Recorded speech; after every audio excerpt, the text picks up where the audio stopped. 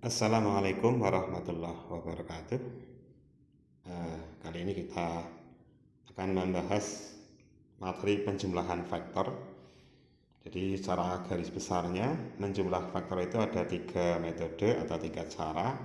Yang pertama poligon atau mengurutkan, kedua jejar genjang, dan yang ketiga segitiga. Nah, metode segitiga kadang-kadang disebut juga sebagai metode analisis vektor. Kita bahas satu-satu. Yang pertama dari metode poligon.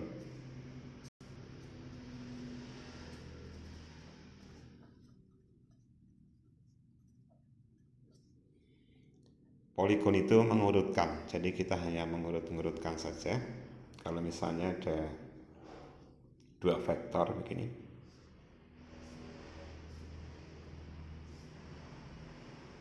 vektor A dan B, ini searah sama-sama ke kanan, maka kalau dijumlahkan kita akan peroleh ini dia. Jadi kita mulai dari ini, vektor resultannya atau jumlahnya kita namakan Z. Jadi vektor A ditambah vektor B itu dimulai dari sini berakhir di sana akan sama dengan vektor C, dimulai dari sini berakhir di sana juga, sehingga berlaku bahwa vektor C itu akan sama dengan vektor A ditambah vektor B.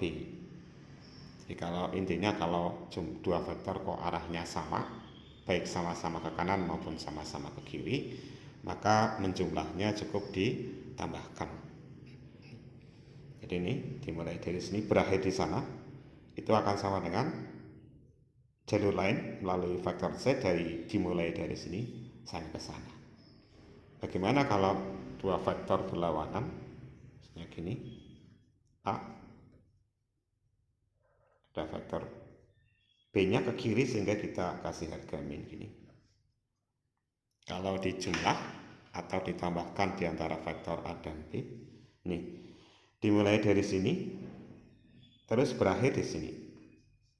Sama juga dengan ini, vektor C ke sini.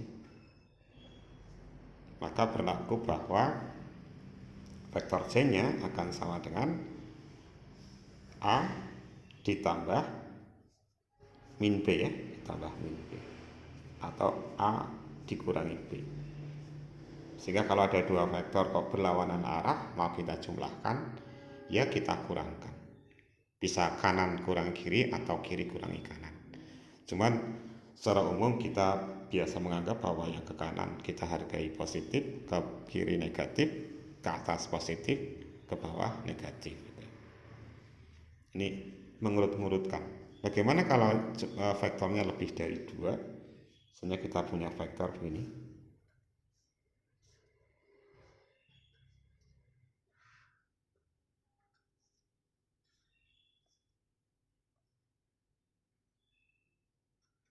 Nah, ada vektor A, B, C, D.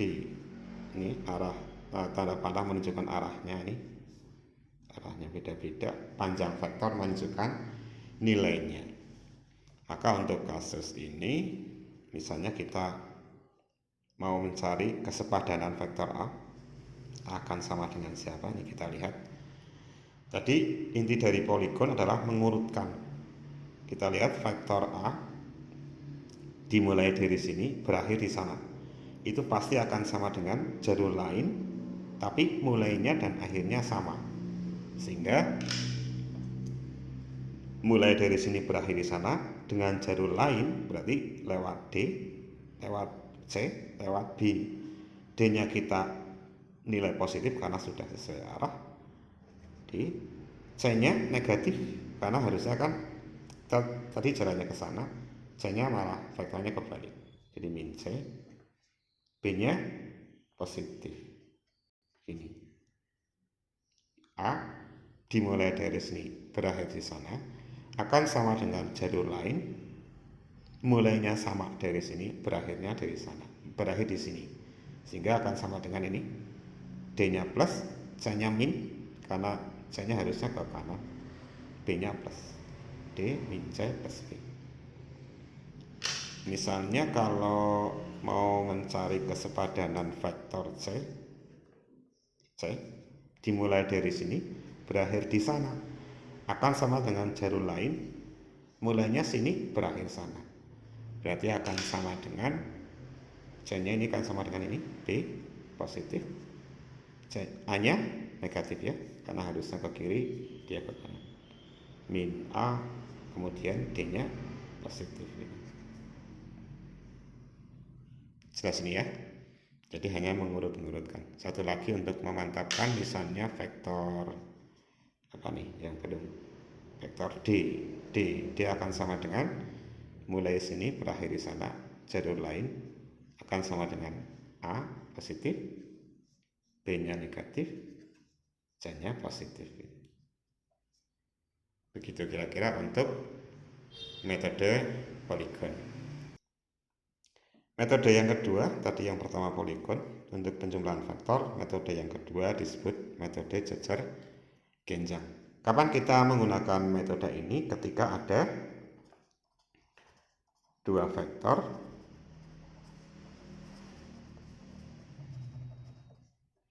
mengambil sudut tertentu satu sama dengan yang lain, satu dengan yang lainnya.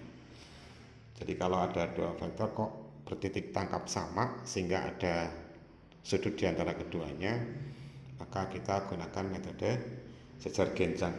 Ini misalnya kalau digambarkan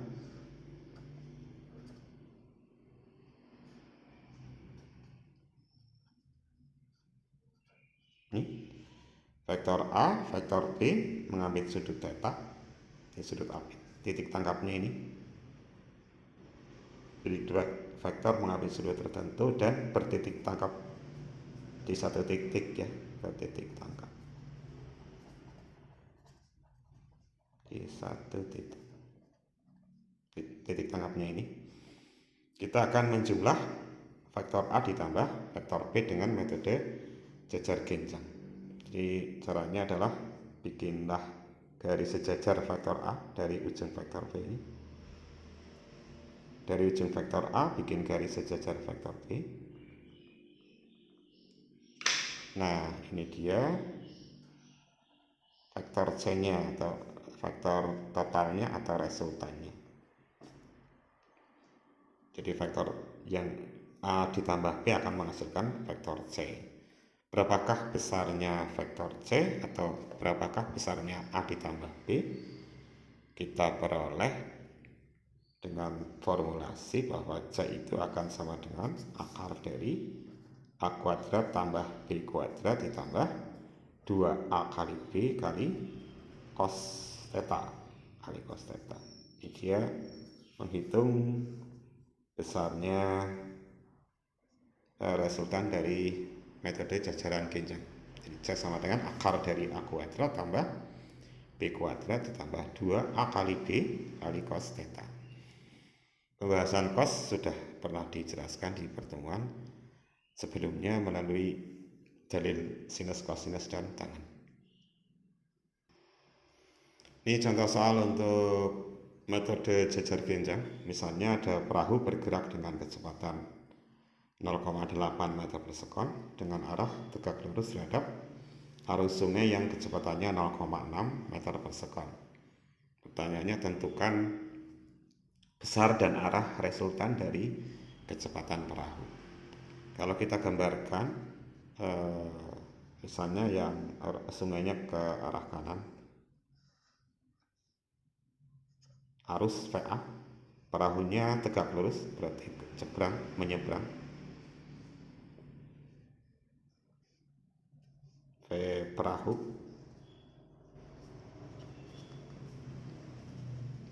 kecepatan perahu, terus VA kecepatan arus.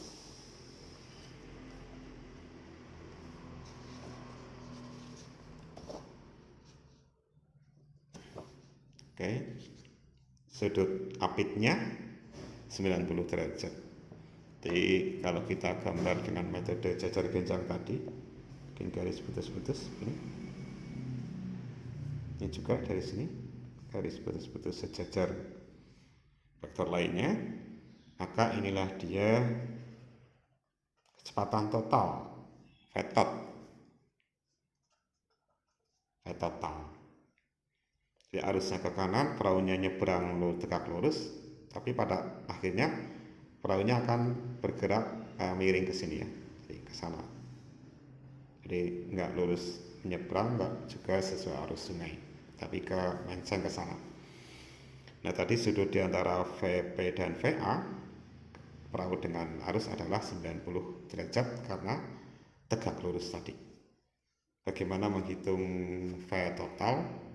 Pakai metode jajar genjang, kita peroleh bahwa V total akan sama dengan akar dari VA kuadrat tambah VP kuadrat tambah 2VA kali VP kali cos 90 derajat. Nah sudutnya 90, dimana cos 90 derajat sama dengan 0 di tabel sinus cosinus kemarin.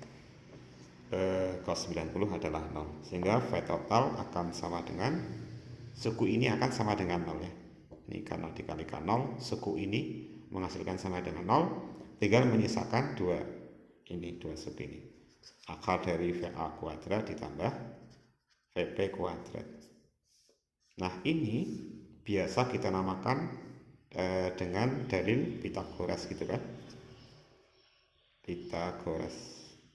Jadi dalil Pitagoras itu kondisi khusus ketika sudut apitnya 90 derajat.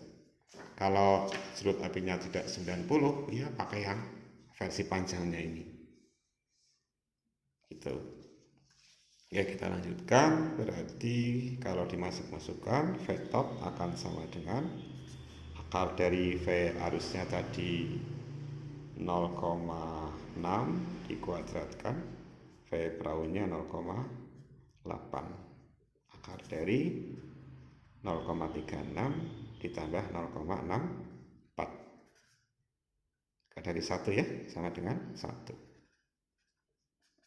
Nah itu dia, jadi kecepatan totalnya 1 meter per sekon. Oke, berikutnya bagaimana menghitung arah arus tadi, arah kecepatan total tadi. Jadi arah arusnya ke kanan, perahunya menceng ke sana ini. Kita namakan sudut yang dibentuk antara arah perahu dengan arah arus sungainya. Misalnya alfa gini. Alfa, kita mau nyari alfanya berapa derajat. Ini tadi 0,8, ini 0,6, ini tadi hasilnya 1. Nah, menghitung alfa karena kita punya segitiga ini, segitiga bawah, kita punya sisi miring, ada harganya, samping sudut ada nilainya, depan sudut ada nilainya 0,8. Jadi sudah komplit ini, sampingnya ada, depannya ada, miringnya ada, kita nyari sudut. Sebenarnya bisa pakai sinus ya bisa, kosinus ya bisa, tangan ya bisa, karena semua sisi sudah ada nilainya. Tapi umumnya untuk menghitung arah itu umumnya menggunakan kaidah tangan. Jadi pakai kaidah tangan. Tangan alfa berarti tan itu kemarin kan tan desa ya, depan bagi samping. Depannya siapa? VP ini. Sampingnya siapa ini? VA. Masukkan 0,8 dibagi 0,6. 4/3. Ini masih nilai tangan alfa. Berarti alfanya berapa? Ya anti dari tangan 3/4. Ini cara sederhananya, alfa itu berapa sih yang nilai tangannya 3/4? Ya berarti 37. Dilihat di tabel, untuk sudut yang tangannya 3/4 adalah 37 derajat. Sehingga kita bisa katakan bahwa perahu itu bergerak dengan membentuk sudut 37 derajat, sudut 37 derajat terhadap arah arus, terhadap arah arus sungai. Itu dia arah dari kecepatan total. Kita lanjutkan untuk metode yang ketiga, yaitu metode segitiga atau analisis vektor. Ini dilakukan dengan mengurai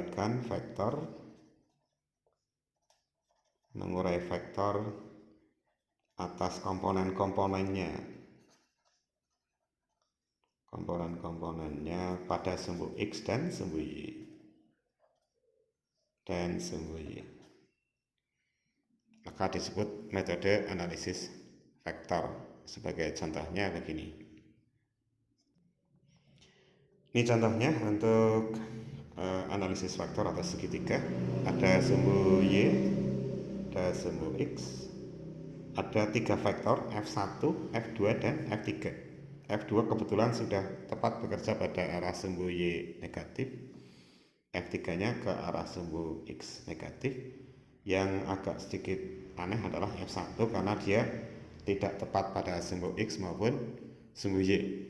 Pertanyaannya adalah berapakah resultan gaya dari ketiga vektor tadi. Nah, pertama-tama yang perlu kita lakukan adalah menganalisa vektor F1. Jadi karena F1 itu tidak tepat pada sumbu X dan Y, maka kita uraikan F1 pada arah sumbu X dan sumbu Y. Atau kita cari komponen F1 pada sumbu X dan sumbu Y. Caranya adalah gini. Jadi F1 kita uraikan ke sumbu X, bikin garis sejajar sumbu Y gini. Jadi seperti F1 itu kalau kita center dari atas kan nanti ada bayangan di bawahnya, bayangannya sampai ini. Atau dalam matematika proyeksi lah, proyeksi F1 pada arah sumbu X. Seperti di center dari atas, nanti bayangannya sampai sini nih. Ini bayangan F1 pada sumbu X, kita namakan F1X. Nah, komponen F1 pada sumbu Y, kita tuliskan di sini.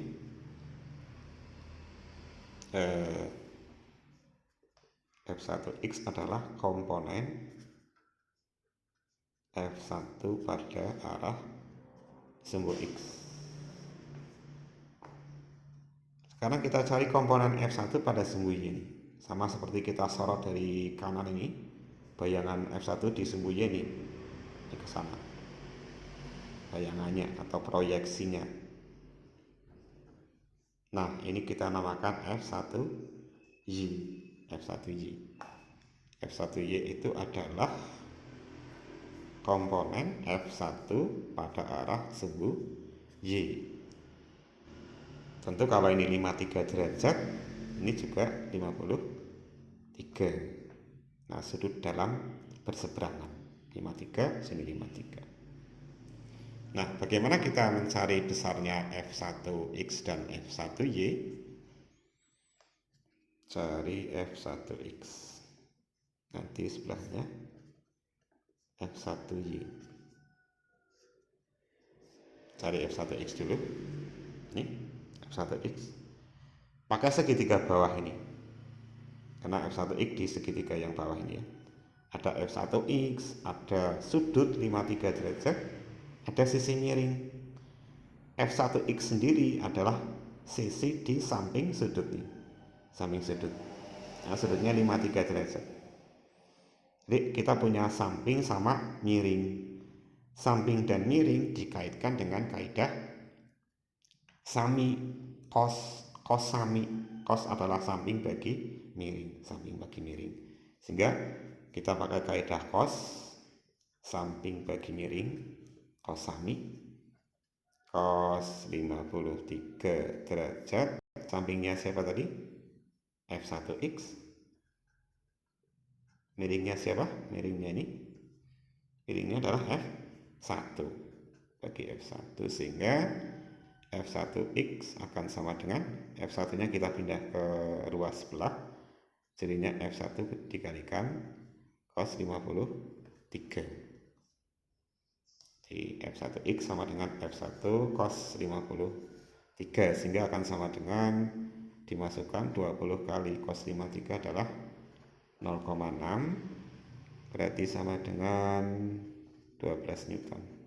itu F1X nya. Lanjut, bagaimana mencari F1Y? Nih, F1Y di sini nih. Berarti ada di segitiga yang atas. Ada sudut 53, ada F1Y. F1Y berarti di depan sudut 53 nih, depannya. Ada miringnya. Berarti ada depan, ada miring. Depan miring, demi. Demi itu kemarin dikaitkan dengan atau direlasikan dengan kaidah sin demi. Pakai kaidah sin, depan dibagi miring, sin 53 derajat, depannya adalah ini F1Y, miringnya siapa tadi? F1, sehingga F1Y sama dengan pindah ruas F1 kali sinus 53. Nah, ini dia. Sehingga kalau dimasukkan ketemulah F120 sin 53 0,8 sama dengan 16 Newton. Jadi ketemulah komponen F1 pada sumbunya itu 16 Newton tadi ke atas. F1X tadi ketemunya 12 Newton tekanan. Oke, selanjutnya kita bisa mencari, sebelum mencari ke resultan total, nah ini dia, cari sigma Fx atau resultan atau jumlah gaya pada arah sumbu X. Sigma Fx ini jumlah gaya pada arah sumbu X. Kita lihat di gambar, ini sumbu X mendatar. Karena F1 tadi sudah kita uraikan atas komponen F1X dan F1Y, kita anggap ini sudah tidak ada ya, sudah diwakili oleh keberadaan F1X dan F1Y. Nah, untuk sumbu X, kita lihat ada dua gaya yang bekerja, yaitu F1X dan F3. F1X ke kanan, F3 ke kiri. Dua vektor berlawanan arah, maka dikurangkan. Maka sigma Fx-nya kita konsisten ke kanan positif, ke kiri negatif ya. Jadi yang ke kanan F1X dikurangi F3. Di kanan kurangi kiri, karena kanan positif, kiri negatif. Berarti sama dengan F1X tadi hasilnya adalah 12 min F3-nya 15, sama dengan min 3 Newton. Negatif artinya apa? Negatif berarti arahnya adalah ke kiri. Ke kiri. Nah, sigma Fx-nya 3 Newton ke kiri. Oke. Nah, kita bisa selanjutnya kita bisa cari sigma Fy, resultan gaya pada sumbu Y, pada arah sumbu Y. Kita lihat nih, pada arah sumbu Y yang vertikal ini ada dua gaya yang bekerja, yaitu F1Y ke atas, F2 ke bawah. Dua vektor berlawanan arah, berarti kita kurangkan konsisten yang ke atas, kita angkat positif, ke bawah negatif, sehingga sigma Fy akan sama dengan ke atas dikurangi ke bawah. Ini F1Y tadi berapa ya? 16